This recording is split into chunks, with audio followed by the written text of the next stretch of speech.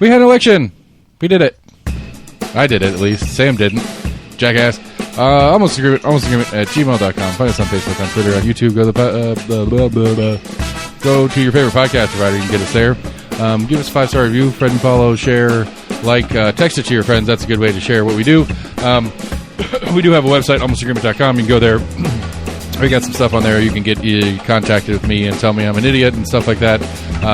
Speaking of a great listener exchange post last week's show that we'll probably start the show this week with, because it was so amazing. So kudos to said listener for hitting me up with some details on that.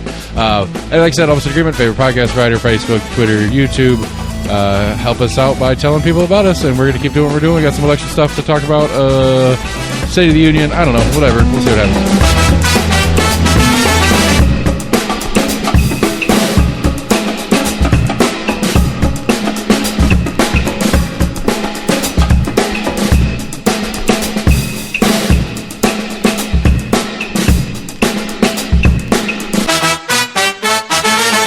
Hey, buddy. Hey. What's happening with you? Not much. Big super shout out. I don't know what the rules are on this, so I'm just going to say Samantha.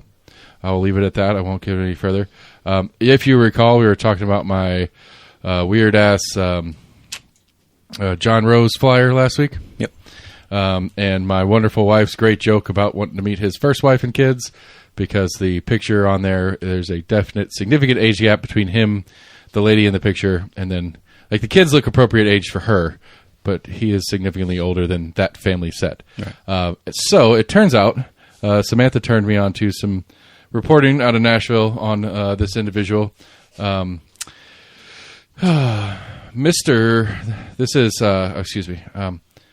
is the American Prospect.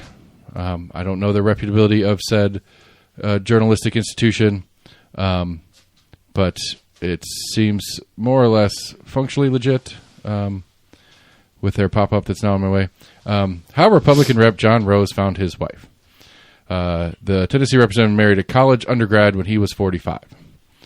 So it goes on to talk about a little bit more details and stuff like that. This girl is from Eagleville. She was in the FFA Association, which is some sort of Future Farmers of America. Right. And so she was a Future Farmer of America in high school, and I guess they go do competitions or get-togethers or whatever they do, and they went to one in Gatlinburg in 2007 where Mr. Rose was some sort of honorary person. He is a FFA member himself, so on and so forth. So at this point, as far as they could figure out, they met when she was a freshman in high school. And things continue. I don't know. A relationship blossomed, maybe? I don't know. We don't really know what's going on. And then they get married when she was a freshman or sophomore in college. So she was 15, 14. He was 4D when they first met. Yep. Presumably. I mean, that's the math. I mean, they definitely. I mean, you're right. It's presumably met. It goes in the article like it's unlikely that they didn't meet at that time. It said in past that he did interact with some of the. Because I think she got voted like top president or something or whatever. She won a prize. Yeah. And traditionally, because he goes to these events because it's an event thing that he is into, he is usually like the MC who's giving awards out and meeting people. And I can't imagine these are huge events. That there's like 1,000 kids at one of these. It's possible. Maybe. I don't know. But I figure it's a pretty dorky kind of thing, and it's a fairly cliquey group. I figure they all kind of run around and talk to each other and stuff like that. And so I would assume that he had met. We don't know that for a fact, right, to be fair. But then later on, they came to Nashville. The same group came to Nashville for some event or something like that, when she was like a junior or senior in high school. Definitely met at that one. Because like he hosted a small group of like these champions, presidents of the FFA clubs or whatever it was. Right. So he definitely met her when she was in high school. That, to be fair, that doesn't mean anything torrid or illicit was happening yet. A man meets a girl at some point doesn't mean there's anything to it other than it's a human being interaction, to be fair. But it turns around pretty quickly. She's a sophomore at high school, or in college, and they're getting married. So I don't know.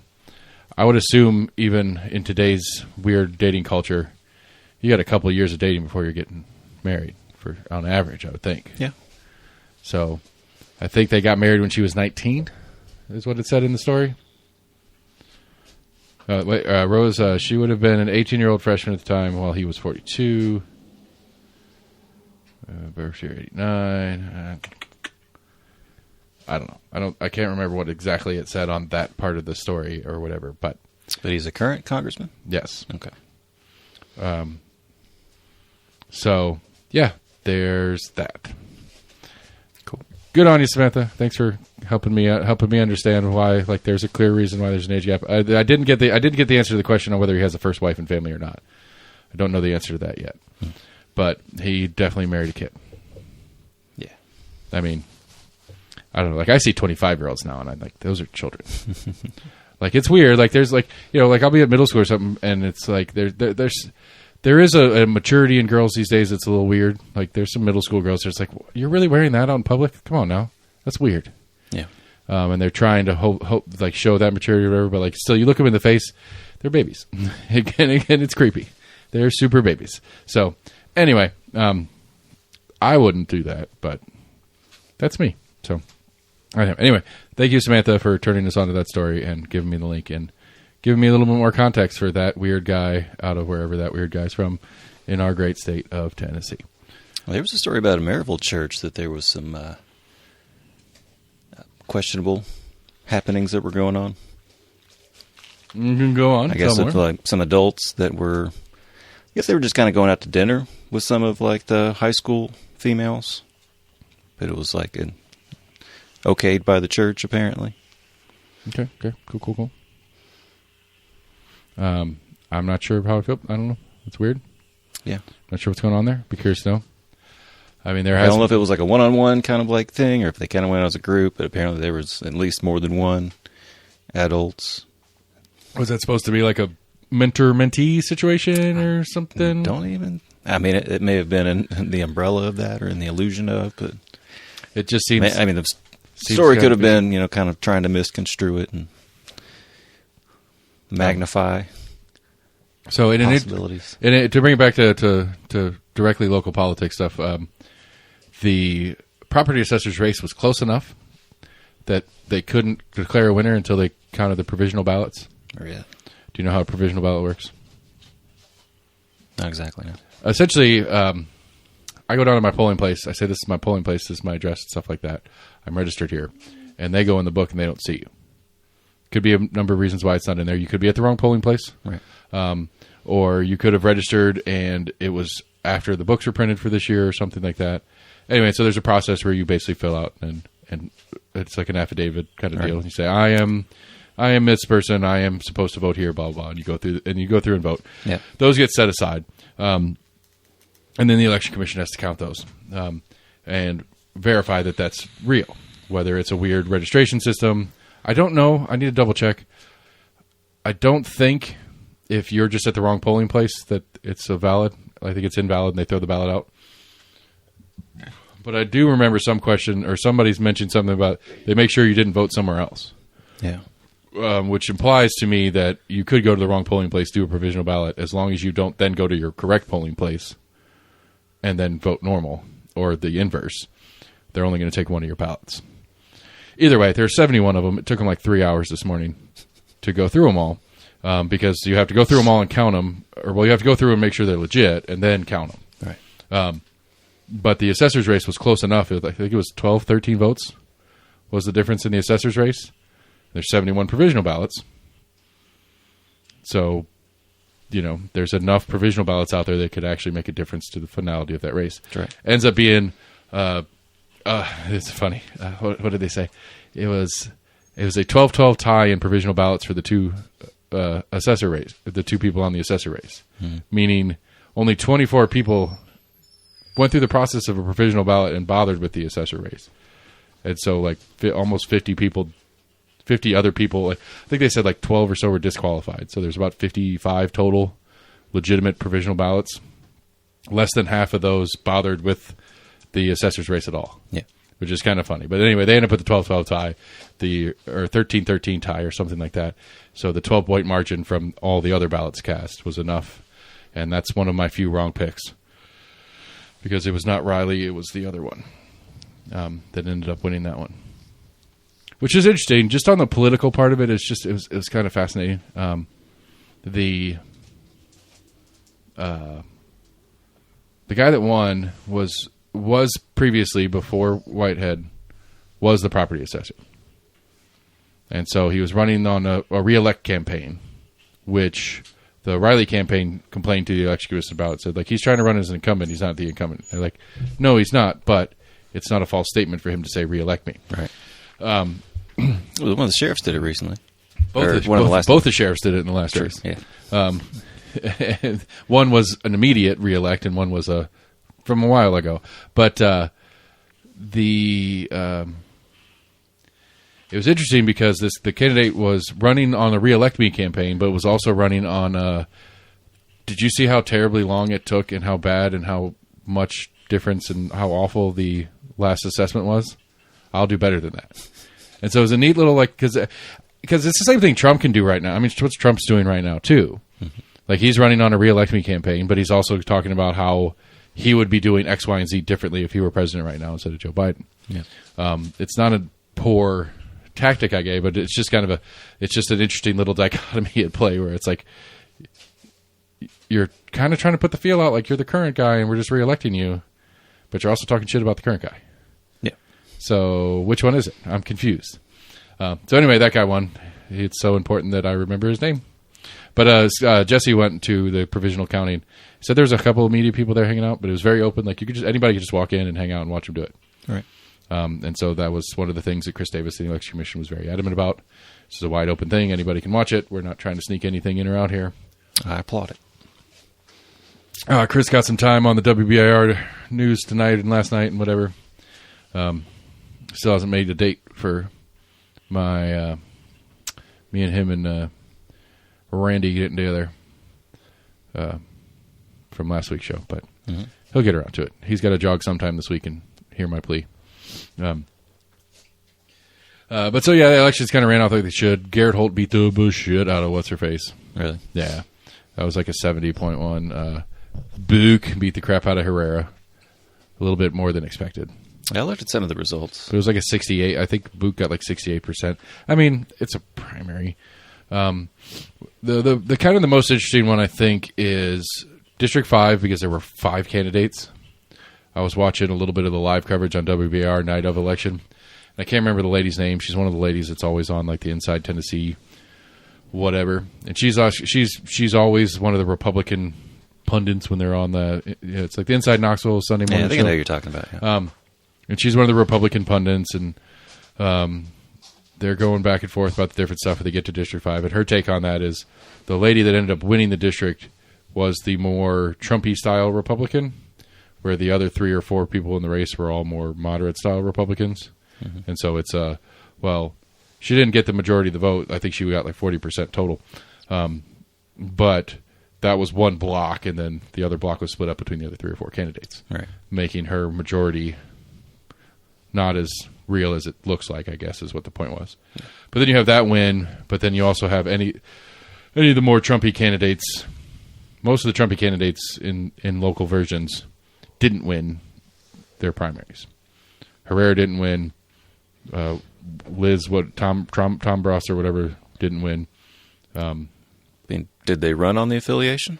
I mean, not Trump directly, but those were the people that were like illegal immigration and like all those kind of issues that are invalid issues to the point or whatever.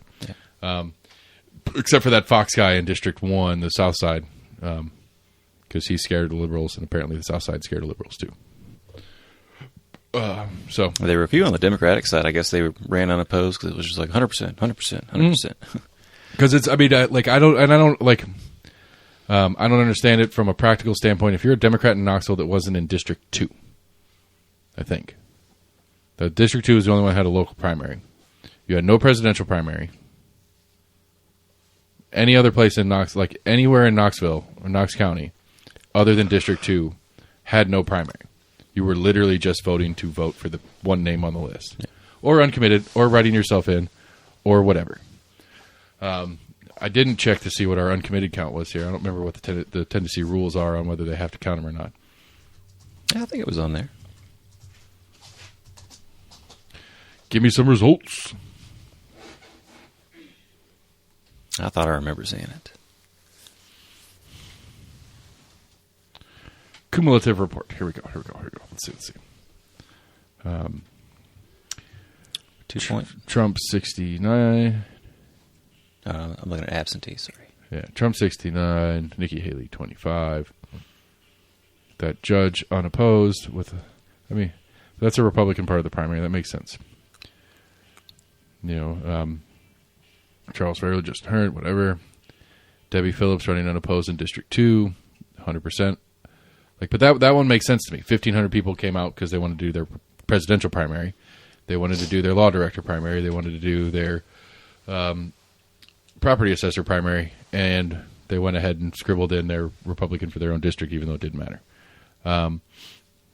District 4, Holt got 68.8%, 68.46% to 31%. District 5, this is the one I was talking about a second ago. So, yeah, Angela Russell won. That one. Terry Hill won hers pretty walking away. Blah, blah, blah, blah. Let's see. What was I looking for? Buck Herrera, 61 to 38. That's a pretty. I think you were trying to see if there was the uncommitted for on the Democratic side. District 8, Republican, or whatever, delegates. Republican delegates, Democratic court judge, President of the United States, yeah. 88% for the Prez and 11.5% for uncommitted. I wonder when they'll publish the write-ins, because I've got a bunch. I didn't think about this. I apologize. Maybe I did. Maybe I don't. Maybe it was my scam for my scheme to not get arrested. One of the subsets inside the rule for the picking up a ballot that you're not a part of, you're not bona fide for, is you've got to witness it to claim it. I was pretty sure that was. You can't say like. No, we talked about that before. That you would have to stand there and be like, "Oh, I think that person's not a bona fide whatever." I wonder if there's a penalty. Maybe I'm thinking about this whole thing wrong. God, I have to wait 2 years to test the theory now. Shit. Well, no, we've got statewide primaries in August with the August general local. Did you read that one article I sent? Maybe. Hold on a sec. Maybe instead of being the victim or the perpetrator of said crime, maybe I should be the alleged-er and just point to the person next to me and be like, they pulled the primary that isn't their party, and see what they do. Wonder if there's a penalty for false claims. I mean, I guess it depends on how you portray that you're accusing them. Well, that would be just as hard. I'm pretty sure. Would it be considered a good faith effort? I'm not saying I'm 100% certain. I'm pretty sure. But it's also that's as hard or harder to prove than the point of the criminal part of what we're talking about in the first place. Right. You have to prove that they're not a Republican. Well, I don't have to prove that as the accuser, but the system has to prove that part, which is impossible. They got to prove that, and then they have to turn around and prove that, other than me saying it on record and it's recorded and out there in the sky. But even that, I think I can still get away with it. Yeah, I joked about it on the show. I wasn't actually going to do it, but then when I got there, I saw a guy that Shane Jackson, who's running for Democrat District 4 commissioner. I run into him in line at the primary place, and he pulls a Republican primary. I'd be like, hold on a second. That'd be a legit claim. Right. If he pulls a Democratic primary, it obviously wouldn't be as easy of a claim to make. But he looks like a guy I saw at a GOP fundraiser or a Democratic fundraiser. Yes, as a honored member of the media, I rub elbows with these people in many places, and I know that Garrett Holt is a socialist, apparently. Yeah. Anyway, that article you sent me, which one was it? We were much more. We had a bunch of stuff we threw back and forth this week. No, the one about the voting, about the judge. No. I guess dismissing the lawsuit about this. what's his face? The Victor Ashe. Victor Ashe's lawsuit. Yeah. And Cochran. I think it's Cochran that's the counterpart to it. Yeah, I thought the judge's ruling kind of basically said that he dismissed their lawsuit, but also said that law was kind of unenforceable. But I'm not sure if I was misreading it. Whatever. Where is it? Let me see if I can find it. There it is. Judge upholds Tennessee law over primaries. Whatever. Ashe and Lawson claim that they might be prosecuted for violating officials' doubt their party membership. Ashe is a Republican who routinely criticizes Republicans, which by current definition means he's not a Republican, so he is correct. Lawson is a Democrat who's also voted for Republicans. Made fun of the League of Women Voters have different concerns. I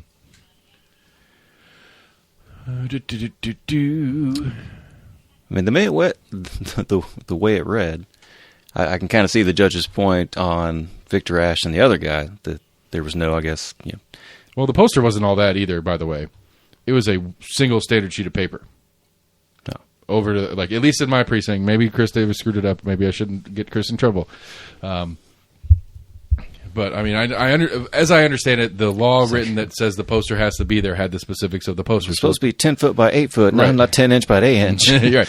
So I'm assuming Chris did it correctly because the size and shape and color, it was landscape, so it was wider than it was tall, but a standard sheet of paper, yellow black print. Right. But it was at least in my precinct, when I go in to vote, they have a round table right as you walk in the door, and that's when you fill out your prep sheet. And then you walk that sheet over to the table with the people with the books, and you get in line A through C, D through F, whatever, that kind of thing. And so that line of tables with the books on it was on the wall in front of me, and then the wall to my right had sample ballots and the poster on it. And I almost forgot. I looked over and I saw a bunch of stuff on the wall, and it's also the elementary school gym, right? And so they have stuff on the wall for the elementary school gym part. And I kind of half looked at it. I was like, "Oh, it's a sample ballot. Oh, there's the poster." I forgot to even look for the poster until I got here, or until I happened to see it, or whatever. So anyway, but I get the judge dismissing Victor Ashe and the other guys.